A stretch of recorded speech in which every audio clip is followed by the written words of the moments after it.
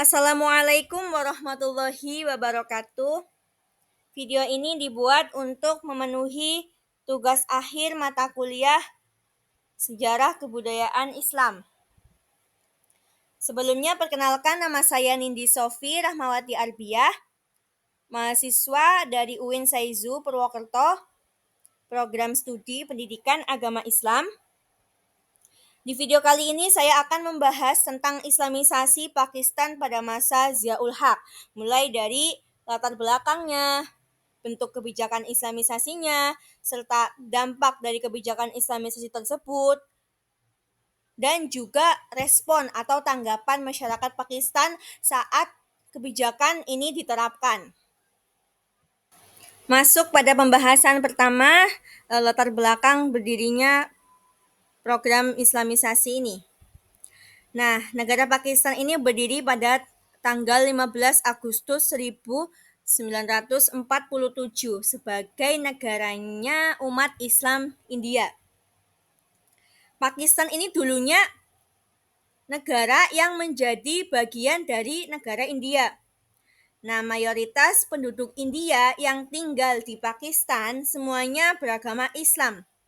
Melihat semua penduduk beragama Islam membuat Pakistan berupaya untuk membuat negaranya sendiri dengan meninggalkan atau memisahkan diri dari India.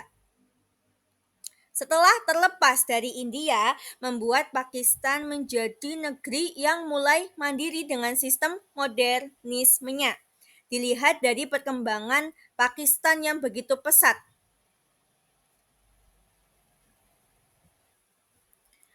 Nah, pemerintahan Pakistan ini sebelumnya fokus pada politik dan modernisasi.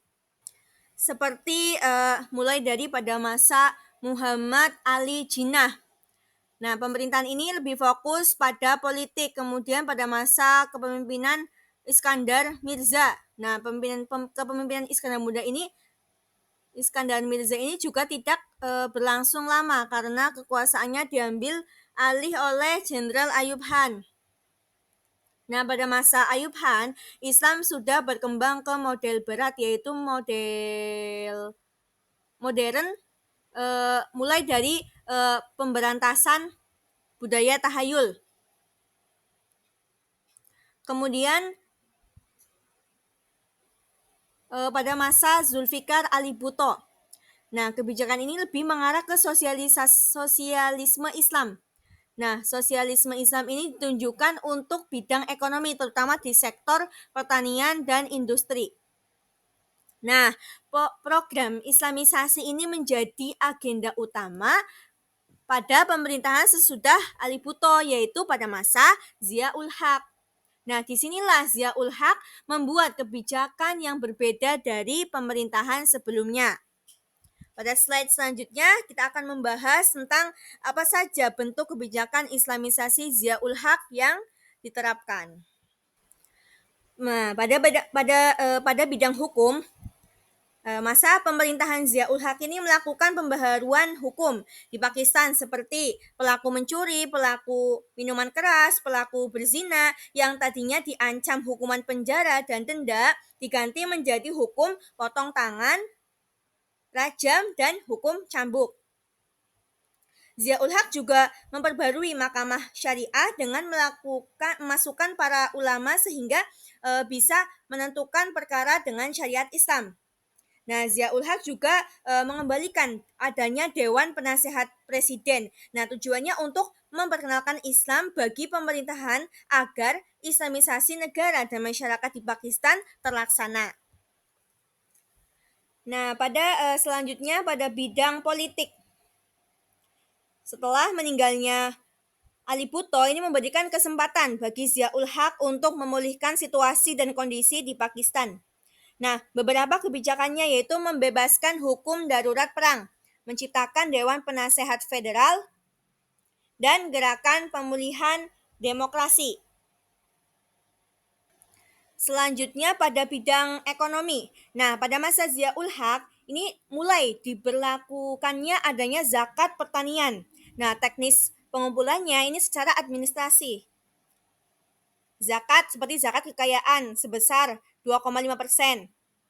Dan untuk zakat pertanian sebesar 5%. Nah, pada masa ini dibentuk Badan Komite Islam secara khusus untuk memberikan peringatan kepada pemilik tanah di wilayahnya.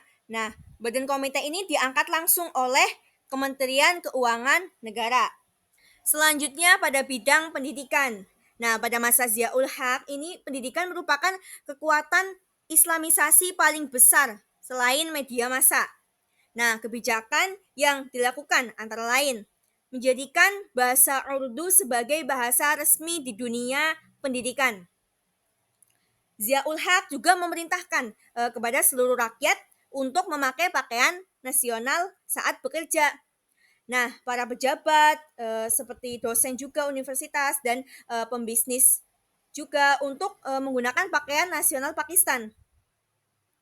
Bukan tanpa alasan Ziaul Haq membuat kebijakan-kebijakan tersebut. Kenapa? Karena hal ini nih untuk mengatasi minimnya belajar di daerah pedesaan selain belajar Al-Quran. Nah, mereka juga diajarkan tentang bahasa Urdu dan matematika. Kemudian dampak kebijakan Islamisasi. Nah, Islamisasi Ziaul Haq ini memperkuat hukum syariat, pendidikan agama, dan nilai sosial Islam. Tetapi juga menimbulkan diskriminasi, ketimpangan gender, dan konflik sekretarian di Pakistan. Maksudnya bagaimana? Nah, maksudnya tuh dampak kebijakan Islamisasi Ziaul Haq di Pakistan yang mencakup hukum, pendidikan, dan kehidupan sosial. Seperti di bidang hukum, penerapan syariat seperti rajam, cambuk, dan zakat, yaitu wajib memperkuat identitas Islam, namun menciptakan dualisme hukum dan merugikan perempuan.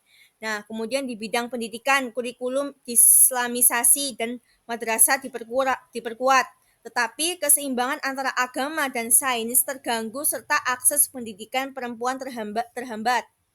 Kemudian secara sosial, nilai-nilai Islam semakin dominan namun minoritas agama terpinggirkan dan konflik sekretarian meningkat. Nah, artinya Islamisasi ini memperkuat religiulitas namun juga menimbulkan ketegangan dan ketidaksetaraan dalam masyarakat. Selanjutnya, pandangan masyarakat Pakistan terhadap program Islamisasi ini saat diterapkan. Ada 3 golongan. Yang pertama yaitu golongan pendukung. Ini golongan-golongan seperti golongan agamis, seperti ulama konservatif. Kemudian ada golongan penentang, yaitu aktivis HAM dan intelektual sekuler.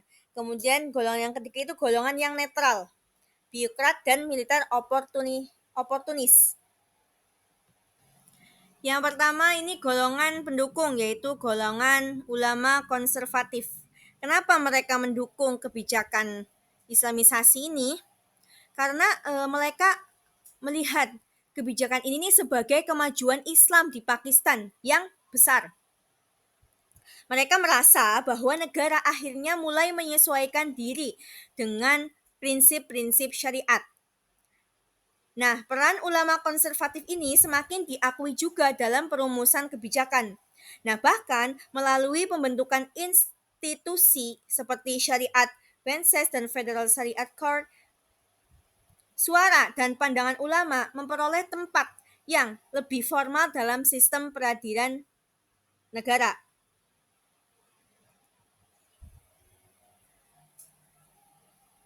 Berbeda dari kalangan ulama konservatif dan golongan agamis lainnya, banyak intelektual sekuler dan aktivis HAM, akademisi, serta kelompok masyarakat sipil justru menanggapi kebijakan Islamisasi Ziaul Haq dengan nada yang sangat kritis, bahkan cenderung menolak.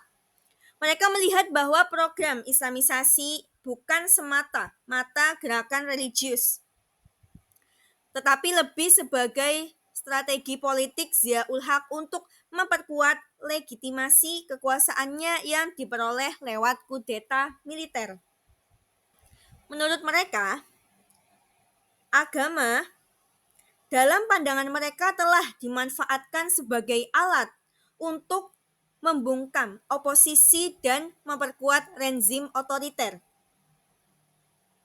Kemudian golongan yang ketiga yaitu golongan netral, biokrat, dan militer oportunis. Nah, sebagian besar biokrat sipil ini sebenarnya bersikap netral, menyesuaikan diri demi keamanan posisi dan jenjang karir di tengah sistem politik Zia yang sangat tersentralisasi dan minim toleransi terhadap perbedaan pendapat.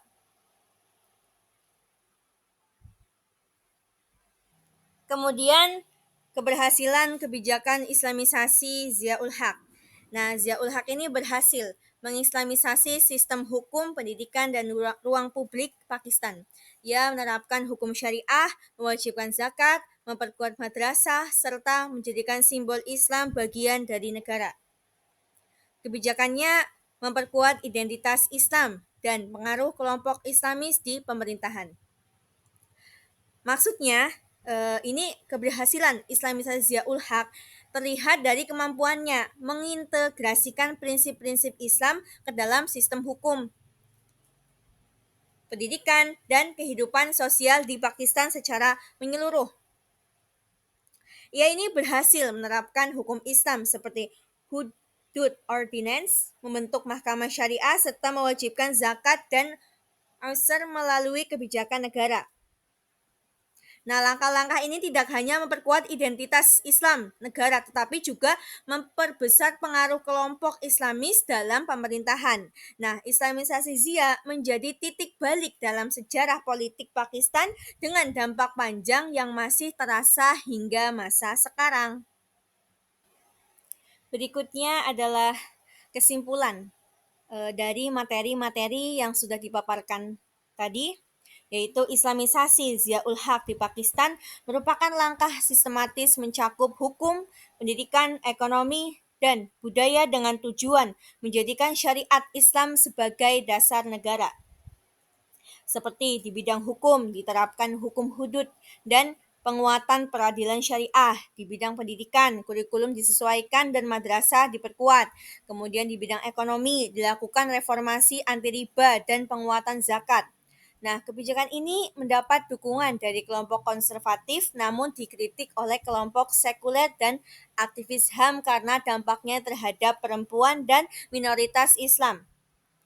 Pelaksanaannya memunculkan dualisme hukum, polarisasi sosial, dan ketegangan sekretarian, sehingga menunjukkan perlunya pendekatan Islamisasi yang adil dan kontekstual.